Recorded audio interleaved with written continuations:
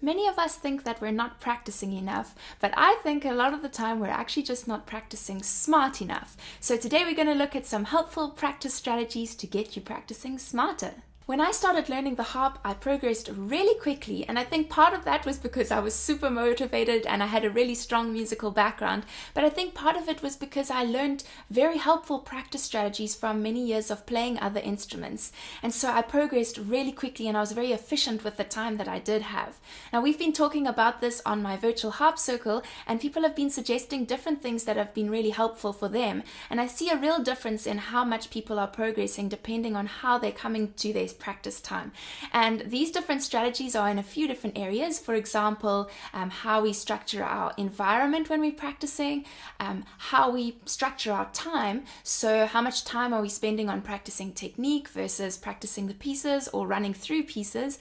And then what are the actual strategies and tips that we're using for practicing technique or practicing our pieces? So today we can't go through all of that, and we can't even go in depth into the strategies we're going to look at, but we are going to look at 10 strategies that you can apply to how you practice your pieces. And I'm just going to mention them and go through them quite quickly. If you'd like to hear more about other practice strategies or go in more in depth into how to do these ones, then let me know in the comments down below and I can make some more practice videos. Now let's get into these 10 strategies. Tip number 1 is to analyze your piece and make sure you understand everything, especially the rhythm, any kind of directions in the piece, the key signature, all of that. Make sure you understand before you get started.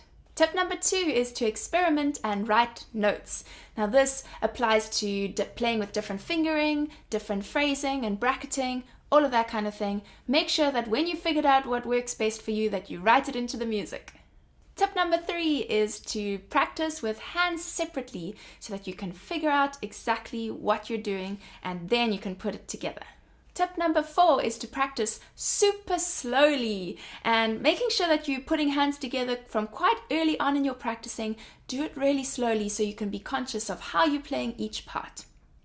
Tip number 5 is chunking. Choose very small sections of your piece and make sure you play them through 5 or 10 times perfectly before you move on to the next section, and then add the sections together and chunk those too. And you can keep track of this in all different ways. Some people do it with sweets or with beads or stones. You can get creative. Now, if you're enjoying these strategies so far, then make sure you subscribe to this channel and put a comment down below about which strategies are interesting to you. Now, let's get going to the next one. Tip number 6 is called squeeze and release.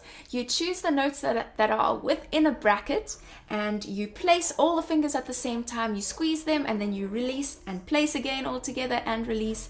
And in that way, you're practicing without even playing the notes and you're getting really good at placing. Tip number 7 is block chords. You find the little sections that are under a bracket and you play all those notes as a block chord and you go through your whole piece, and this is to practice your placing and playing. For example, like this. I don't know what that piece is. Tip number 8 is practice spots. Find that little part of the piece that is most difficult for you and make a note, draw a circle around it, and make sure you always spend way more time practicing that little section than the rest of the piece. Now, before we get to number 9, if you would like to chat more about these practice strategies and maybe suggest some strategies of your own, then please join us in the virtual harp circle this month. Our topic is going to be practice strategies, and we're going to be talking with real harpists all around the world in a video chat, sharing ideas of how we practice and what's been effective for us. So you're very welcome to join us. The link is up in the cards and also down in the description box. You can give it a try this month and see what you think. Now let's get to number 9. We're almost done. Tip number 9 is metronome practice. Now this one is not always people's favorites, but it's super effective, especially if you struggle with rhythm. Become friends with your metronome and practice playing very disciplined in time with your metronome and you'll see amazing results. The final tip for today, tip number 10, is look in the mirror. One of my students is so good at this. She always has mirrors set up when she's practicing and she looks at what her technique looks like as she's playing that piece, and it is so effective. Her technique is amazing. So give that a try. Let me know what you think down in the comments, and if you're enjoying these videos, make sure you subscribe so that you can hear from me again next week Thursday, and click that bell notification button so that you're notified whenever I upload a new video. I'll see you all again next week Thursday. Bye!